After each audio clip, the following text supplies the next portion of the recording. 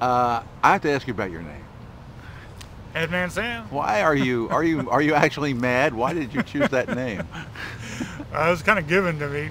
I'm too drunk to remember the exact details of it, but it was at a blues festival back in the early 90s, I think in Long Beach, and it was somebody had asked about me, and it was R.L. Burnside actually said, "Oh, you mean that Madman over there?"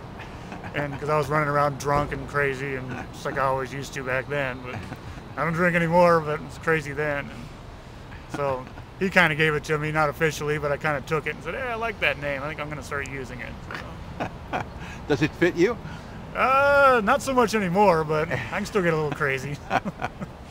So I heard you tell a story at the Blues Festival about R.L. Burnside and a song you wrote. Yeah, the first track on my new CD is called "I Never Meant to Kill Anybody," and I read just online somewhere that he had been arrested for killing somebody during a dice game or something like that. And he got out by his employer because they needed him to work, but somebody had interviewed him and said, "Why did you kill him?" And he said, "Well, I never meant to kill anybody. I just meant to shoot the poor son of a bitch in the head. His dying was between him and the Lord." So, and somehow he never wrote a song about that, and I figured somebody had to. So I went ahead and did it. Yeah. So a guy like you, how did you get involved with the Delta blues so heavily? I know the first time I ever heard it, it was just like, that's it. Yeah? You know, I grew up as a kid. My first favorite band ever was Kiss, and Kiss, there was nothing but Kiss as far as I was concerned. And then later AC/DC, and then I got into some heavy metal, and then when I was a young teenager, I heard Muddy Waters for the first time, and I was like, just nothing has existed after that. And you know, that's some Chicago blues, and then later I heard Robert Johnson and Son House and some others, and then it was pretty much just nothing else mattered after that. What was the first song you learned to play and sing from that kind of music? From blues? Yeah. Probably "I'm Ready" by Muddy Waters. Yeah? It might have been "Hoochie Coochie Man."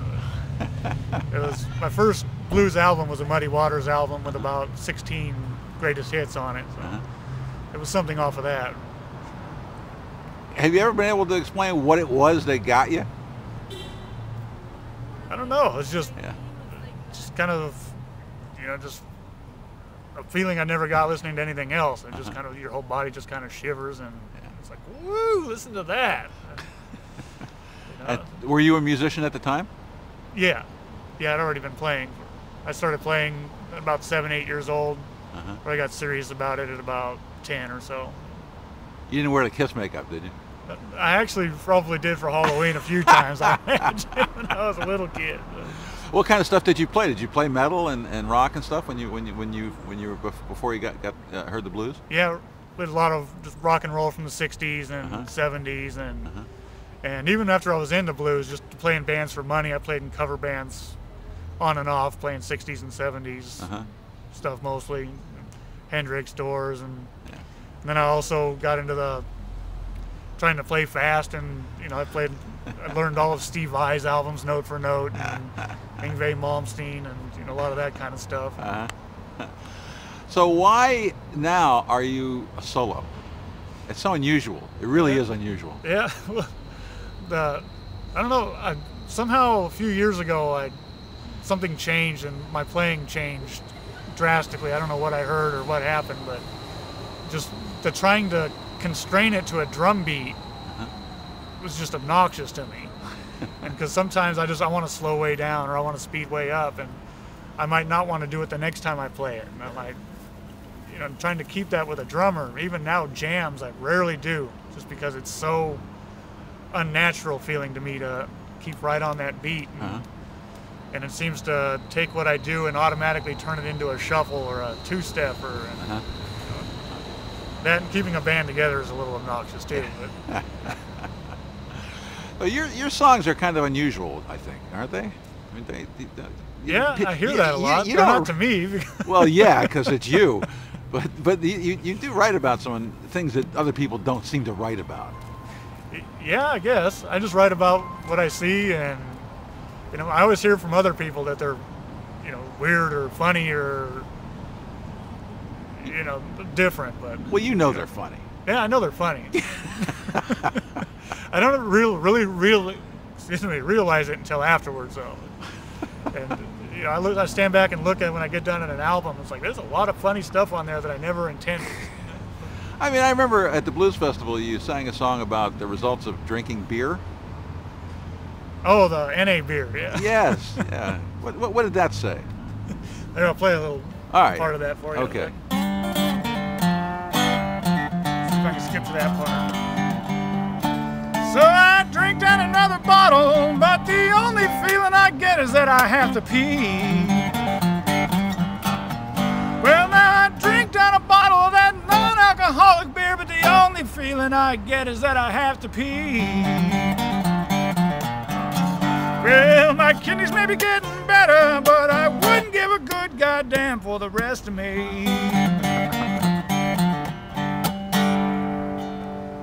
I like that. And you wonder why people say your songs are unusual? Yeah, I guess they are. Well, it seems like it, you know, that is the blues. Yeah. It certainly is. Hey, you know, it's a you have a gig coming up on this weekend, right? Yeah, Friday, August 19th, at Vino Vixens. Yeah. Just you? Yep, just me. Wow. It'll be 3 hours, which I haven't done in quite a while, so it'll be interesting to see how many songs I can actually remember. So. Well, you will have notes. Yeah. Yeah, I have a list. I've always been bad at that anyway. Yeah. Remembering what songs I know out of the hundreds I know. Yeah, yeah. You have an unusual voice, but it seems to sort of remind people of the Delta blues guys in some kind of way. Is that just you, or is that something that you've gone for? It just kind of happened. Yeah. My voice has always kind of been like that. Yeah. And then I started listening to Johnny Shines a lot. And I listened to him so much, and for some reason I missed him when I was growing up with all the other people. I was listening to Son House and Mississippi Fred McDowell, and it was probably no more than 5-6 years ago that I ever heard Johnny Shines, which I don't know how that happened, but somehow I missed him. So once I did hear him, I probably spent 6 months listening to nothing but him. Wow. Because I was so impressed. I'd never heard anything like it. Everybody else could go away, and if I just had him, that'd be fine, you know, to listen to. So from so much listening to that, it kind of naturally changed my voice a little bit. Who are you listening to now? Johnny Shines. Still? Yeah, still a lot. Son House. Yeah. Yeah, between the two of them, you know, I don't listen to a lot of music. Yeah. You know, usually if I'm not working and I have time to be listening or playing, I'm usually choose playing and writing. Okay, if there's one tune from this album you'd like people to listen to, what would that be? I Never Meant to Kill Anybody. All right. It's definitely my favorite.